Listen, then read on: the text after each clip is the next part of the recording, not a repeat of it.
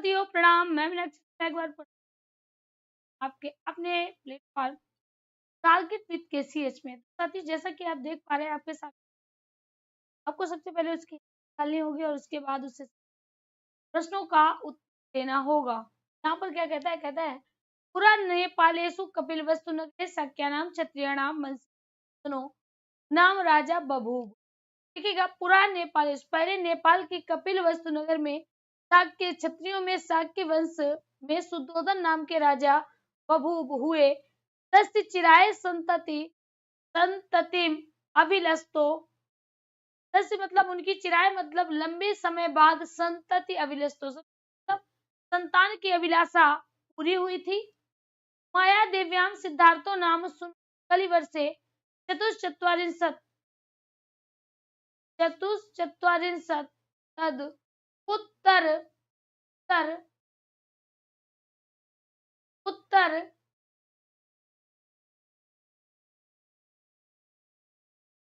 पंचशताधिकाम द्विसहस्त्रम, हम क्या कहेंगे 45 में आयाजत। अयम वंश नामना गौतम इति जाति नामना शक्या मुनिरिति मत दर्शनाद बुद्ध इत्या प्रसिद्धासीत्। सप्तेहि मात्रा व्युक्त मेनम मातस्सा गौतमी परिवर्धयामास। अयम धीत विद्या प्राप्ते यौवने गोपाम नाम शाक्य कन्यकाम परिणीय तस्य राहुल विदम पुत्रम जनयामास। अब देखिएगा ध्यान से, यहाँ पर तक हमने आपको बता दिया था। अब देखिए, माया देवी ने सिद्धार्थ नाम के मतलब पुत्र को जन्म दिया था। कब दिया था? देखिए, चतुश्चत्वारिंशत् है ना, ता दा में चेंज हो गया। चतुश्चत्वारिंशत् मतलब 44, टुकड़ों में तोड़िएगा 44 हो गया। चतुश्चत्वारिंशत् मतलब 44।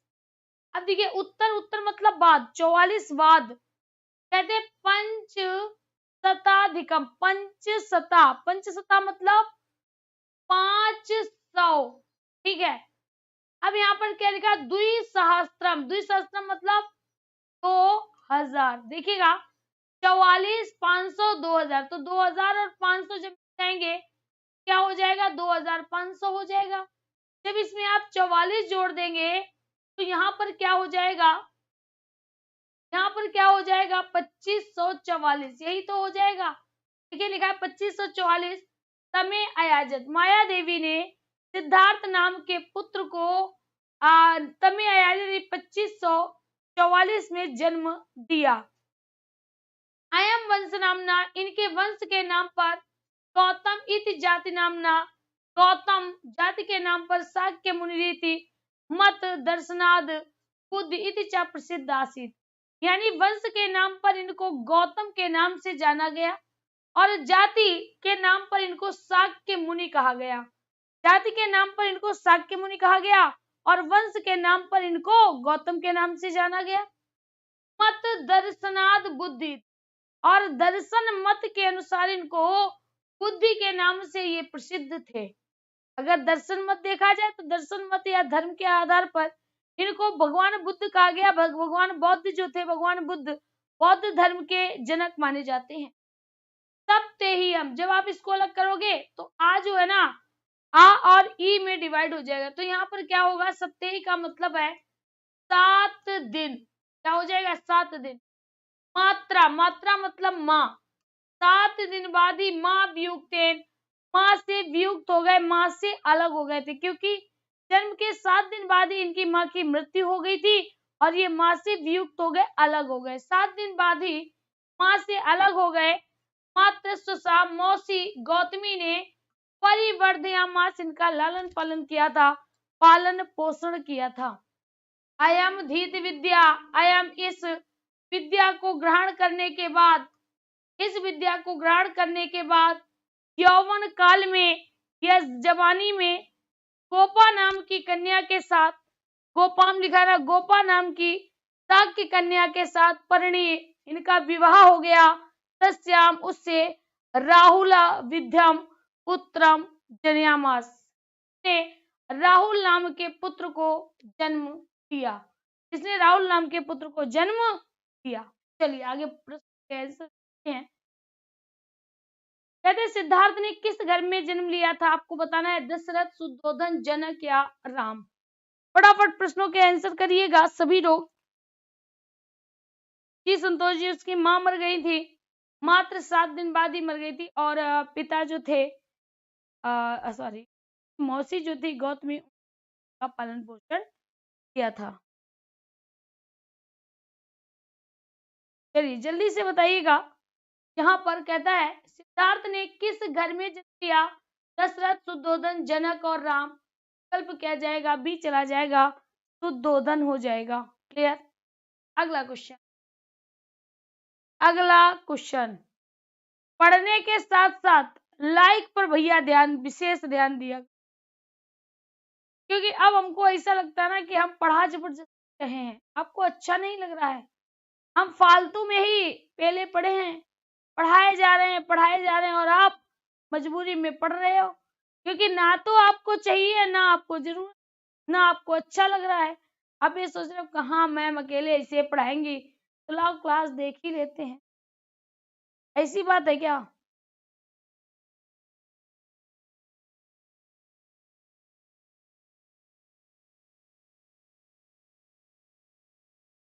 अगर ऐसी बात नहीं तो लाइक फटाफट मारिएगा। जितने लोग वॉच कर रहे हैं कम से कम उतने लाइक होने चाहिए। कहता है शुद्धोधन किस देश के राजा थे? हमारी पूरी नजर है आप पर, और आप में से कई लोग बेईमान हैं। बेईमान ने, बहुत बड़े बेईमान है। अगर यही बेईमानी आपके साथ पेपर में हो गई कि आपने लिखा और नंबर ना मिले, तो भाई बताओ फिर कैसा फील होगा? गलती से नंबर देना भूल जाए एग्जामिनर, कैसा लगेगा ये बताओ भाई।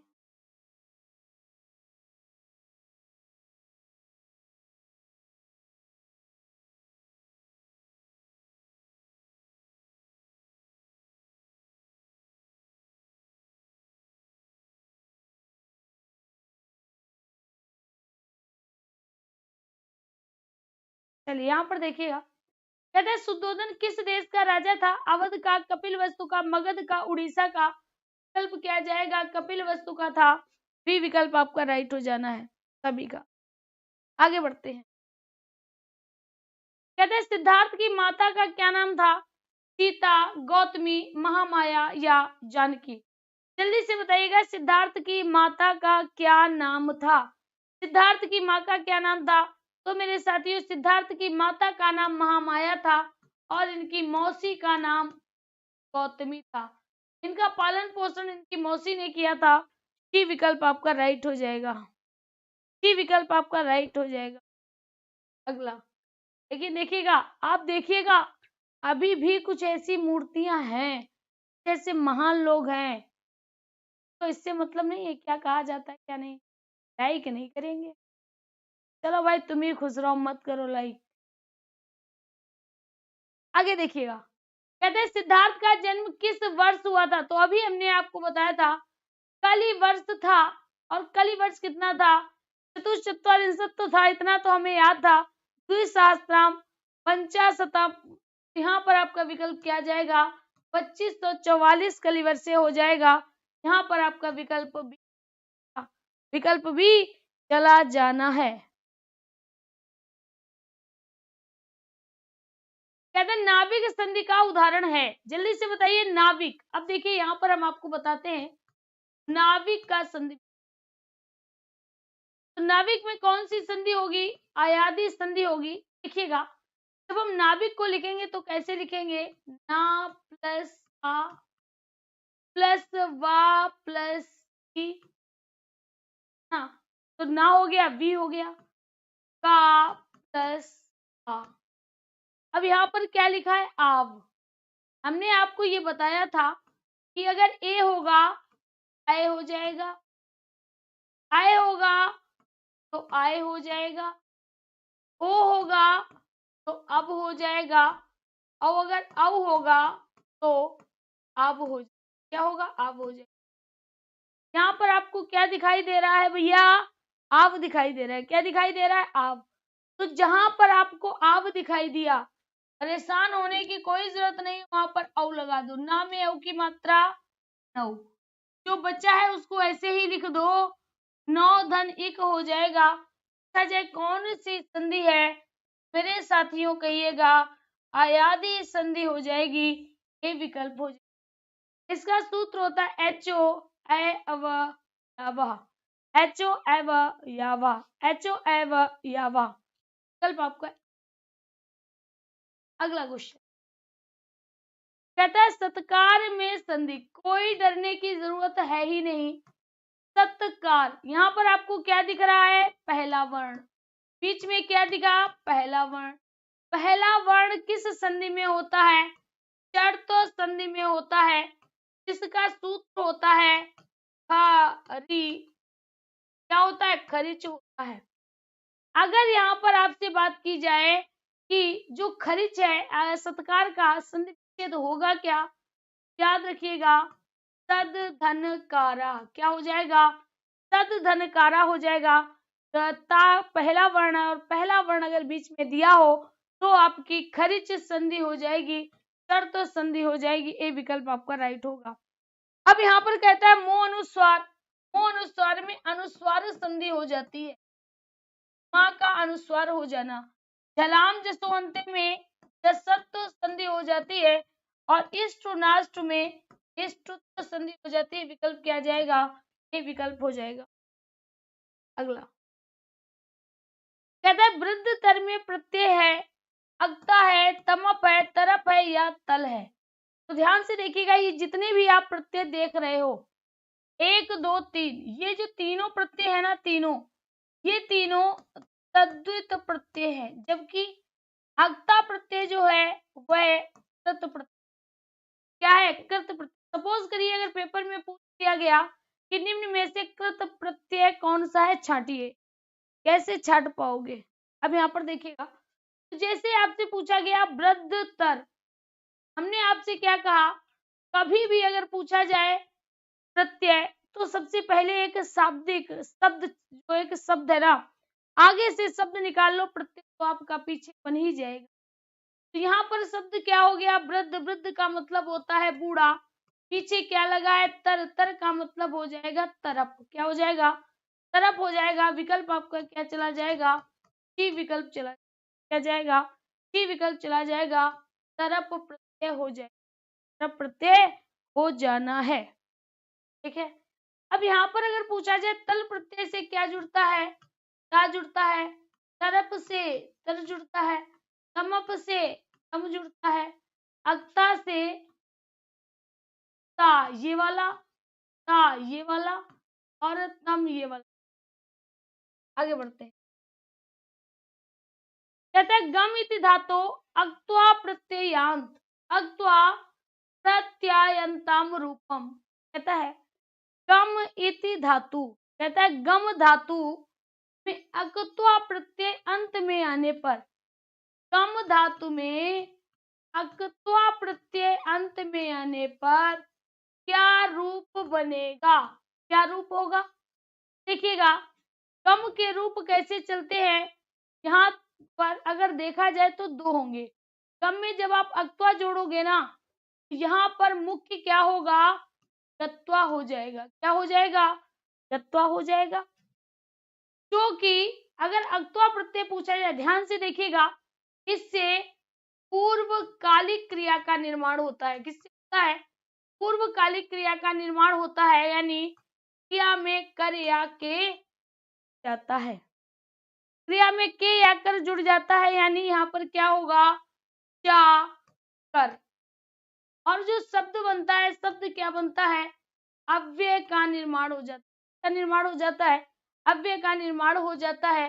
बी विकल्प आपका राइट हो जाएगा, गत्वा हो जाएगा, क्या हो जाएगा, गत्वा हो जाएगा, राइट विकल्प आपका बी होगा।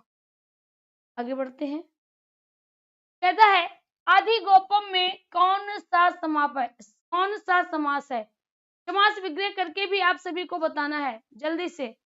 अब देखिएगा यहाँ पर आपसे पूछता है अधिगोपम, अगर इतना आया तब तो आप कर ले जाओगे, ये तो हमें आपसे 100% आप पर कॉन्फिडेंस है। क्यों, क्योंकि इतना हमने हिंदी में पढ़ाया ही है आपको कि अगर समास पूछा जाए तो 2 भाग कर लीजिएगा, पहला पद होगा अधि और दूसरा पद हो जाएगा गोप, क्या हो जाएगा, गोपम हो जाएगा। होगा कि नहीं होगा? अब देखिएगा, जो गोपम है, जो आदि है, वो किस में बदल जाएगा? इति में बदल जाएगा। और जो गोपम है वह मेरे साथियों षष्ठी में बदल जाएगा। यानी इसका जो समास विग्रह होगा वह क्या हो जाएगा? गोपी इति हो जाएगा। गोपी इति हो जाएगा। विकल्प आपका क्या होगा?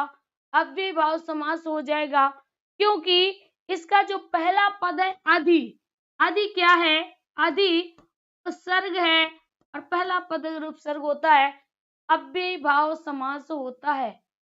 गोपस्य समीपम नहीं होगा संतोष, यहाँ पर क्या होगा? गोपी इति हो जाएगा। देखिएगा, अगर यहाँ पर होता उपगोपम, क्या होता? अगर यहाँ पर होता उपगोपम तो गोपस्य समीपम होता, तो गोपस्य समीपम होगा। सभी में गोपस्य समीपम नहीं होगा। यहाँ पर आपका विकल्प क्या चला जाएगा? ये विकल्प आपका राइट हो जाएगा, अव्ययीभाव समास हो जाएगा। क्लियर? आगे बढ़ते। कहता है गम धातु का लट लकार उत्तम पुरुष द्विवचन का रूप लिखा पूछ रहा है। गम धातु अत्यंत सरल, क्योंकि लकार कौन सी पूछी गई है? लट लकार पूछी गई है। और लट लकार को हम लोग क्या कहते हैं? लट लकार को कहते हैं वर्तमान। क्या बोलते हैं? वर्तमान काल। तो यहाँ पर जैसे ही वर्तमान काल पूछी गई, हमें पता है कि हमें क्या करना है? ती ता, यहाँ पर क्या कहता है? सी था था, क्या कहता है? आमी आ वहा और आमा, है कि नहीं? अब यहाँ पर एक वचन हो गया, द्विवचन हो गया, बहुवचन हो गया। ठीक है, यहाँ पर प्रथम पुरुष हो गया, मध्यम पुरुष हो गया, उत्तम पुरुष। अब देखिएगा, ध्यान देना थोड़ा। कहता है लट लकार उत्तम पुरुष, उत्तम पुरुष क्या है? द्विवचन पूछ रहा है, यानी आवा लगा होगा, तो हम क्या कहेंगे? गच्छ लगा के आवा बोल देंगे, गच्छावा हो जाएगा। क्या हो जाएगा? गच्छावा हो जाएगा। बी विकल्प आपका राइट हो जाएगा। बी विकल्प मेरे साथियों राइट हो जाएगा, गच्छावा हो जाएगा। गच्छावा हो जाना है।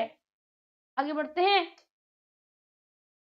कहते संस्कृत के जिन शब्दों के रूपों में कभी कोई परिवर्तन नहीं होता उन्हें क्या कहते हैं? संधि कहते हैं, अव्यय कहते हैं, उपसर्ग कहते हैं, समास कहते हैं। बी विकल्प हो जाएगा। अव्यय को ही क्या बोलते हैं? अविकारी बोलते हैं। ये मेरे साथियों चार प्रकार के होते हैं। सबसे पहले आपके क्रिया विशेषण आते हैं, दूसरा संबंध वाचक आते हैं, तीसरा समुच्चय वाचक आते हैं, इसको प्रश्नक कहते हैं, और चौथा विस्मय सूचक, विस्मय सूचक आते हैं। यानी यहाँ पर आपका विकल्प क्या होने वाला है? बी विकल्प हो, क्या होगा? बी विकल्प हो जाएगा। क्लियर? आगे बढ़ते। कहता है गुरु शब्द का प्रथमा बहुवचन क्या होगा? जल्दी से बताइएगा, गुरु का क्या हो जाएगा? कहते हैं 11 का बी हो जाएगा, कोई 12 का पूछ रहा। अब देखिए, जब गुरु के रूप चलते हैं तो यहाँ पर एक वचन बहुवचन, ये तो व्यक्ति पूछते हैं। यहाँ पर देखिएगा, गुरु गुरु, यहाँ पर ये बड़ा लगेगा, गुरु गुरु वहा, गुरु। दूसरा अगर पूछता तो गुरुम गुरु हून। अगर पूछता तो गुरुणा गुरुभ्याम गुरु भी हो जाएगा, गुरु हो जाएगा। अब देखिएगा, गुरु के रूप किसके अनुसार चलते हैं ये तो आपको पता होना चाहिए कि सिर्फ इससे गुरु के ही नहीं, आप बाकी की भी चला सकते हैं। देखिएगा, गुरु जब देखोगे, गुरु हमेशा कैसा होता है? पुल्लिंग शब्द होता है। इसके अंत में क्या आया? छोटा ऊ आया है, यानी इसके रूप कैसे चलेंगे? कारांत के अनुसार चलेंगे। जिस प्रकार से साधु के चलेंगे, जिस प्रकार भानु के चलेंगे, उसी प्रकार से साथियों गुरु के रूप चलने वाले हैं। यहाँ पर आपका विकल्प क्या जाएगा? गुरु वह चला जाएगा। ये विकल्प आपका राइट हो जाएगा। डी विकल्प आपका राइट हो जाएगा। 3 तृतीया तक तो आपको 100% याद ही रखना है, क्योंकि अगर आप चाहते हो कि आप एक वचन यानी कर्तावाच्य से कर्मवाच्य और भाववाच्य में परिवर्तित कर सको, तो आपको तृतीया विभक्ति तक के तो रूप याद करने ही होंगे। यहाँ पर आपका विकल्प ही चला जाएगा। अगला कहता है राम शब्द का चतुर्थी विभक्ति एक वचन का रूप क्या होगा। अब देखिए चतुर्थी एक वचन पूछ रहा है, तो राम के जो रूप याद करते हैं, देखिए सबसे पहला होता है रामा रामू रामा, रामा रामू रामा, ऐसे लिखा जाता है रामा। राम शब्द के रूप कैसे चलेंगे, तो राम में छोटा आया है आकारांत। राम शब्द कैसा है, पुल्लिंग है, यानी राम की तरह कृष्ण मोहन जिनके अंत में आएगा सभी के रूप राम के अनुसार चलेंगे। तो इसके रूप कैसे चलते हैं, रामा रामा रामू रामा, रामम रामम रामो रामान, रामेण रामभ्याम रामई, रामेण रामभ्याम रामई, रामाय रामभ्याम रामेभ्या, रामाय भ्याम। देखिएगा यहाँ पर हमने क्या देखा, कहता है चतुर्थी विभक्ति एक वचन, प्रथमा विभक्ति, द्वितीय विभक्ति, तृतीया विभक्ति, चतुर्थी विभक्ति एक वचन का रूप, यहाँ एक वचन होगा, वचन होगा, बहुवचन हो जाएगा। रामाय हो जाना है, सी विकल्प आपका राइट हो जाएगा, रामाय हो जाएगा। क्या हो जाएगा, सी विकल्प राइट हो जाएगा, रामाय हो जाना है, रामाय हो जाएगा। अगला कहता है जिन शब्दों के अंत में, देखिएगा शब्द के अंत में, तो शब्द के अंत में जो आता है उसको शब्दांत कहते हैं। जो भी शब्द के अंत में आएगा उसको शब्दांत कहते हैं। अगर शब्द के अंत में स्वर आया तो स्वरांत, शब्द के अंत में व्यंजन आया व्यंजनांत, शब्द के अंत में विसर्ग आया विसर्गांत। ठीक है, अब यहाँ कहता है जिन शब्दों के अंत में कोई विसर्ग होता है, तो देखिएगा अगर स्वर अंत में होता है तो स्वरांत कहता है, अगर व्यंजन अंत में हो तो उसको व्यंजनांत कहते, व्यंजनांत कहते, अगर विसर्ग अंत में हो तो उसको विसर्गांत कहते हैं। क्या बोलते हैं, विसर्गांत कहते हैं। अब यहाँ पर आप देखिएगा कहता है जिन शब्दों के अंत में कोई विसर्ग हो, किसकी बात कर रहा है, विसर्ग, जिनके अंत में विसर्ग होता है उनको क्या कहते हैं, विसर्गांत कहते हैं। सी विकल्प आपका राइट हो जाएगा, सी विकल्प आपका राइट हो जाएगा, विसर्गांत हो जाएगा। अब मान लीजिएगा स्वरों में अगर लास्ट में छोटा आ हो अकारांत, अगर लास्ट में ता हो अकारांत, अगर लास्ट में मा हो तो मकारांत, अगर लास्ट में उ हो अकारांत होता। ठीक है, ये सब चीजें आपको याद रखनी है, सी विकल्प आपका राइट हो जाएगा। कॉमन चीजें एक दो बार अगर पढ़ोगे तो याद स्वतः ही होने लगेंगी। अगला कहता है पंचसती को अंक में लिखेंगे। अब देखिए पंचसती यहाँ पर दो है, पंचसती, सती किसको कहते हैं, 100 को कहते हैं, और पंच किसको कहते हैं, 5 को कहते हैं। यहाँ पर क्या हो गया, 500 हो जाएगा, बी विकल्प आपका राइट होगा। क्या होगा, बी विकल्प आपका राइट। अब यहाँ पर देखिए कुछ लोग कहते हैं 50, बच्चा 50 अगर होता तो 50 होता, अगर 55 होता तो 50 होता, अगर 51 होता 150, 150। क्लियर, सभी को आई होप यहाँ तक बात समझ में आ गई होगी। यहाँ पर आपका विकल्प क्या हो जाएगा, बी हो जाएगा, पंचसती हो जाना है, पंचसती हो जाना। चलिए किस समास में उभय पद प्रधान होते हैं ये आपको बताना है। देखिएगा क्या कहता है, सूत्र होता है उभय पदार्थ प्रधाना। क्या होता है, उभय पदार्थ प्रधाना द्वंद्वा। ये सूत्र किसका होता है, द्वंद्व समास का होता है। द्वंद्व समास क्या कहता है, उभय, उभय का मतलब क्या होता है, दोनों, पदार्थ का मतलब क्या होता है, पद, और प्रधान का मतलब क्या होता है, प्रधान। यानी यहाँ पर कहता है दोनों पद प्रधान होते हैं। क्या कहता है? दोनों पद प्रधान होते हैं, में होते हैं, द्वंद्व समास में होते हैं। यहाँ पर आपका विकल्प क्या जाएगा? बी चला जाएगा। क्या चला जाएगा? बी चला जाएगा। इसका साथियों एक और सूत्र होता है चार्थे द्वंद्वा। चार्थे, जब इसको हम अलग अलग करेंगे तो क्या अर्थे है कि द्वंद्व में चा का अर्थ निकलता है, यानी चा का बोध होता है। तो दो पदों का विग्रह करते हैं तो चा का बोध होता है, इसमें द्वंद्व में होता है। यहाँ पर आपका विकल्प क्या चला जाएगा? बी विकल्प चला जाना है, बी विकल्प चला जाएगा। अगला कहता है 3R में प्रथम स्थान है।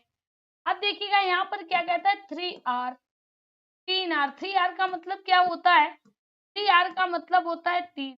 सबसे पहला रीडिंग, पढ़ना, दूसरा राइटिंग यानी लिखना, और तीसरा अरिथमेटिक यानी गणित वाले आर से। यहाँ पर आपका विकल्प रीडिंग से जाएगा। रीडिंग का अर्थ क्या होता है? पढ़ना होता है। यहाँ पर आपका विकल्प, ये पढ़ना सही नहीं लिखा है, ऐसे पढ़ना नहीं लिखा जाता है, शुद्ध पढ़ना ये होता है। यहाँ पर आपका विकल्प क्या जाएगा? ए विकल्प चला जाएगा।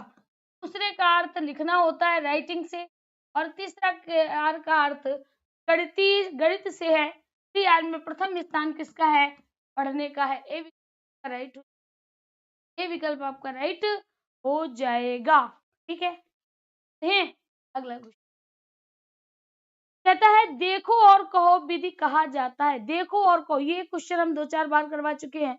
अब आपको बताना है देखो और कहो विधि को कहते हैं, चित्र को, अनुकरण को, भाषा यंत्र को, या वर्णों। विकल्प क्या जाएगा? चित्र, चित्र विधि हो जाएगा। चित्र विधि जैसे मैप से होता है, आप देखो और फिर उसके बारे में बताओ।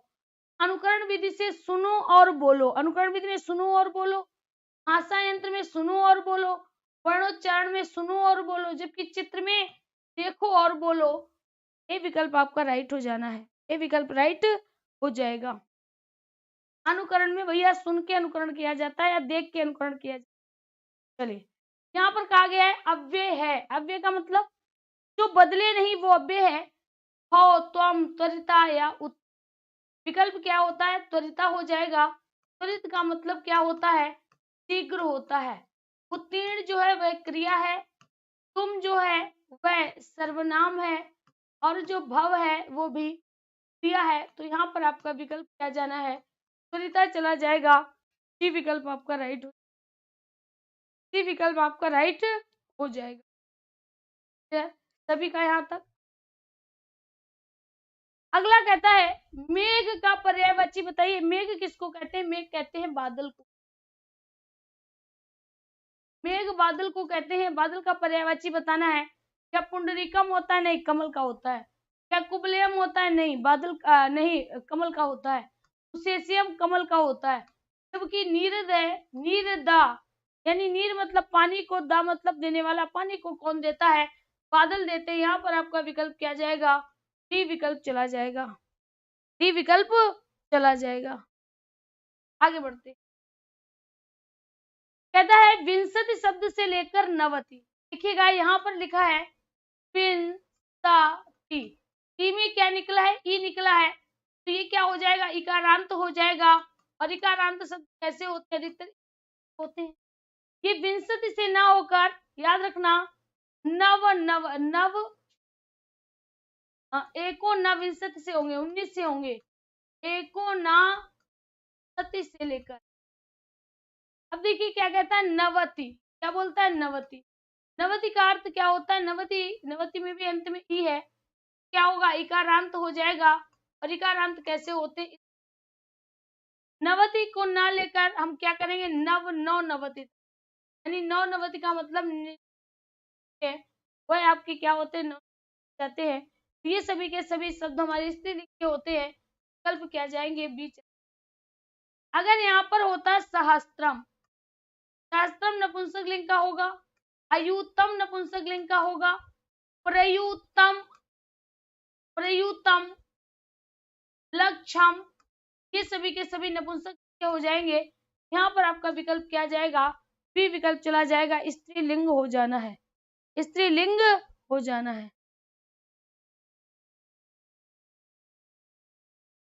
ठीक है, आगे बढ़ते हैं। कहते हैं निम्न में से कौन सी बात कथा शिक्षण में अनावश्यक है। कथा शिक्षण मतलब जब आप किसी को कोई कहानी सिखा रहे हैं, जब आप किसी को कोई कहानी बता रहे हैं, सुना रहे हैं, तो क्या अनावश्यक यानी किसकी आवश्यकता नहीं है, ये आपको बताना है।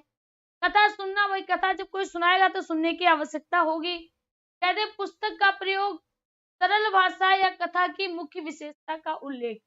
तो जब कोई कहानी सुनाएगा तो सरल भाषा के माध्यम से सुनाएगा, कथा की मुख्य विशेषता का उल्लेख करेगा, लेकिन किसका प्रयोग नहीं करना है, पुस्तक का प्रयोग नहीं करना है।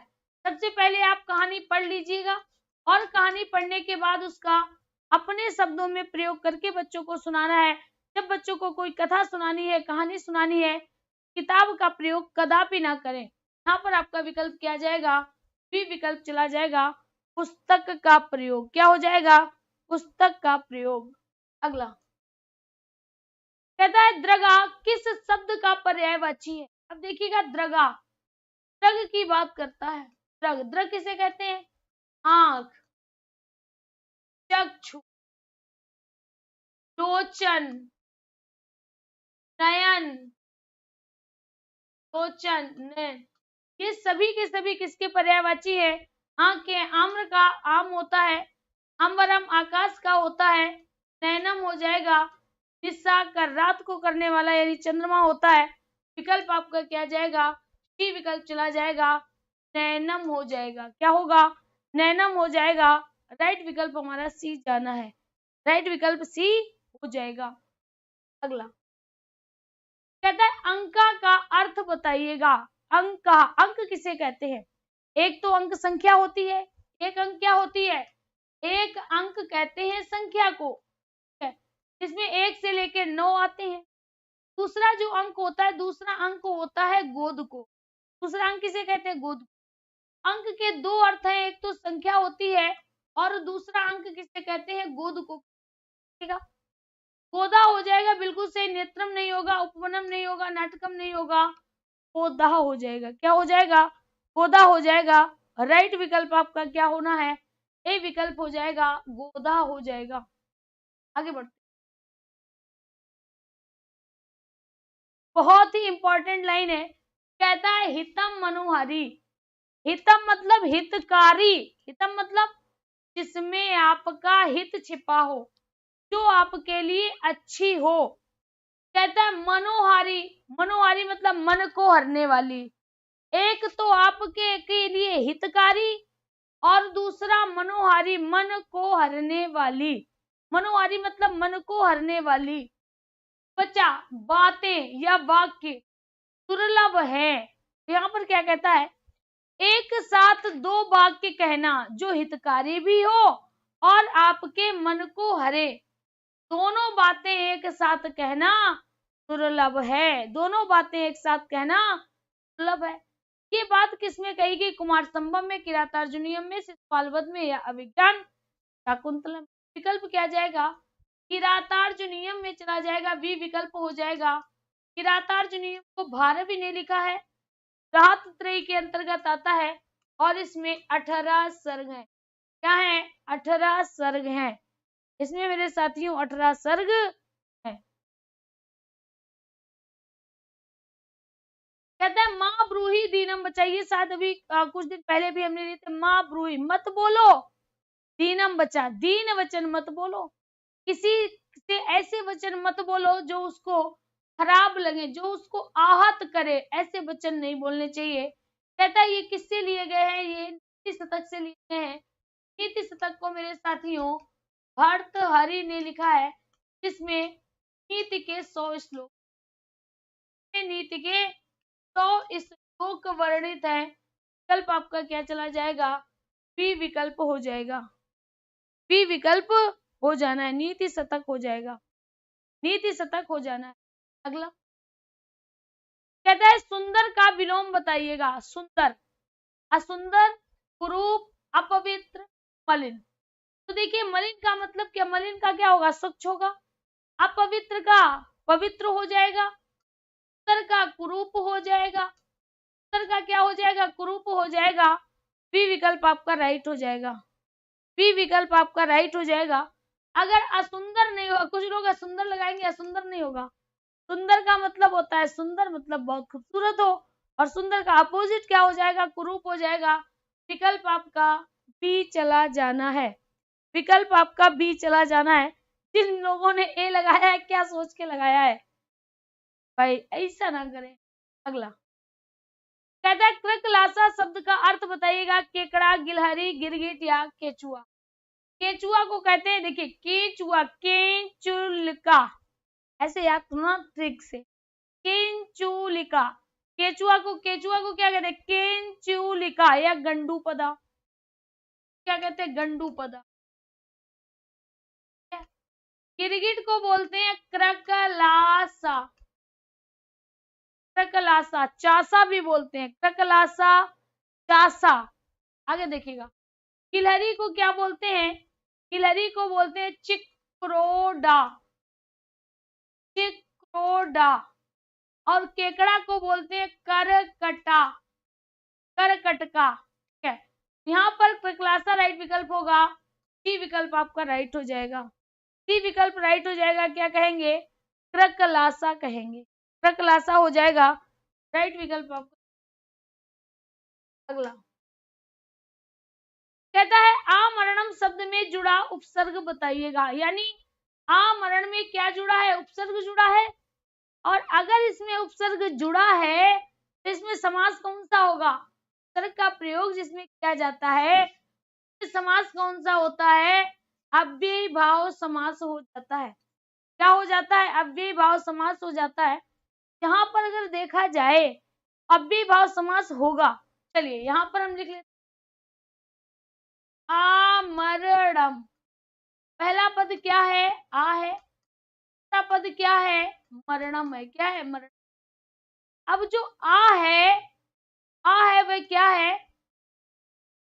यहाँ पर याद रखना साथियों, आ उपसर्ग नहीं होता है। कौन सा उपसर्ग होता है, आंग क्या होता है, आंग उपसर्ग होता है। यहाँ पर आपका विकल्प क्या चला जाएगा, सी विकल्प चला जाएगा, आंग हो जाना है। क्या हो जाना है, आंग हो जाएगा। क्लियर, आंग में इंगे जो ये है ना, ये वाला ये दिखाई दे रहा है, इसका क्या होता है, इसके इत संज्ञा हो जाती है। अब जो बचता है, आ बचता है, आ उपसर्ग ही माना जाता है, आ उपसर्ग ही माना जाता है। अगला कहता है गणेशाय नमा में, गणेशाय में विभक्ति बताइए। भाई कल ही इस प्रश्न करवाया था, ऐसा ही प्रश्न तो था क्रोध, द्रोह, ईर्ष्या, असूया वाला। उसमें हमने ये बताया था कि अगर कहीं पर नमः आए, स्वस्ति आए, स्वधा आए, बसट आए या अलम आए, तो जिसके लिए अलम प्रयोग होगा, यानी जिसको मना किया जाएगा, रोका जाएगा, जिसको रोक दिया जाएगा, जिसकी स्वस्थ की कामना की जाएगी, जिसके अच्छे होने की कामना की जाएगी, जिसको नमस्कार किया जाएगा, तो उसके लिए उसके लिए हमेशा चतुर्थी विभक्ति का प्रयोग किया जाएगा। तो यहाँ पर क्या कहता है, कहता है गणेशाय नमः। क्या कहता है, गणेशाय नमः। तो नमा कहता है नमस्कार है, नमा कहता है नमस्कार है। किसके लिए नमस्कार है, गणेशाय के लिए नमस्कार है। यहाँ पर मेरे साथियों चतुर्थी विभक्ति का प्रयोग क्या होगा, चतुर्थी विभक्ति का प्रयोग होगा। विकल्प आपका क्या जाएगा, बी विकल्प चला जाएगा। क्या जाएगा, बी विकल्प चला जाएगा। क्लियर, आगे बढ़ते हैं। कहता है थकार वर्ण से उच्चारण स्थानम वर्तते। किसकी बात कर रहा है, थकार की बात कर रहा है। थकार का मतलब था वर्ण, था वर्ण किसके अंतर्गत आता है, ता वर्ग का, ता वर्ग का दूसरा वर्ण है। ता वर्ग का उच्चारण स्थान क्या होता है, तो का, चा, टा, ता, पा, के, टी, एम, डी, ओ। क्या हो जाएगा, ता का उच्चारण डी फॉर दंत हो जाएगा, बी हो जाएगा।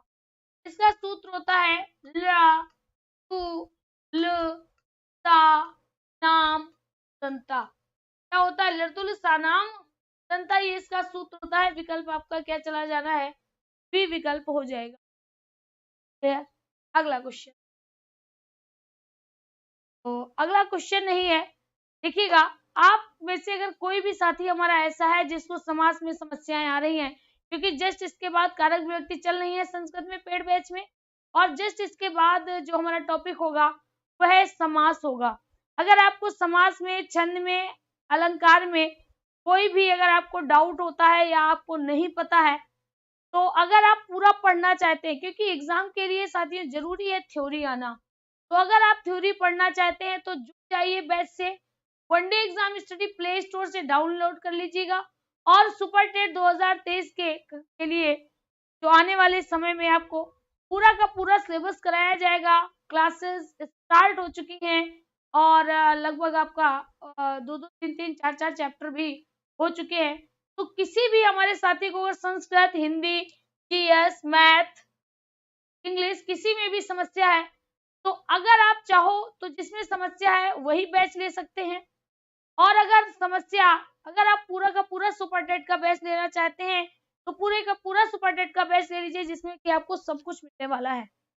बाद में पछताने का मौका नहीं मिलेगा, क्योंकि अभी जो वैकेंसी आएगी इसके बाद कब आएगी कुछ कहा नहीं जा सकता, आएगी भी या नहीं आएगी। तो आप 1500 रुपए का लोभ यानी मोह त्याग कर रहे हो। 1500 रुपए मायने नहीं रखते हैं।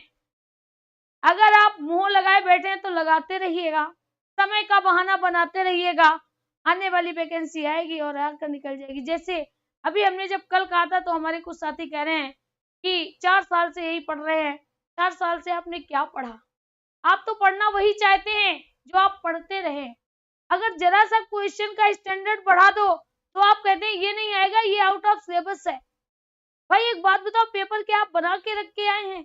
आपने बनाया है पेपर जो आपको पता है ये आउट ऑफ सिलेबस है। तो साथियों सिर्फ एक छोटी सी बात कहना चाहते हैं, अगर आप वाकई तैयारी करना चाहते हैं तो पहले थ्योरी पढ़िए। हम ये नहीं कहते हमारे पेड बैच से जुड़े, बिल्कुल विश्वास हो, साथियों से पूछ ले तो जुड़े, अन्यथा बिल्कुल कहीं पर भी पढ़े, कैसे भी पढ़े, पहले थ्योरी पढ़े, इसके बाद तैयारी करें। यही तैयारी करने का मूल मंत्र होता है। तो आज के लिए इतना ही, मिलते हैं कल फिर से एक और नई क्लास के साथ। तब तक के लिए हमें दीजिए इजाजत।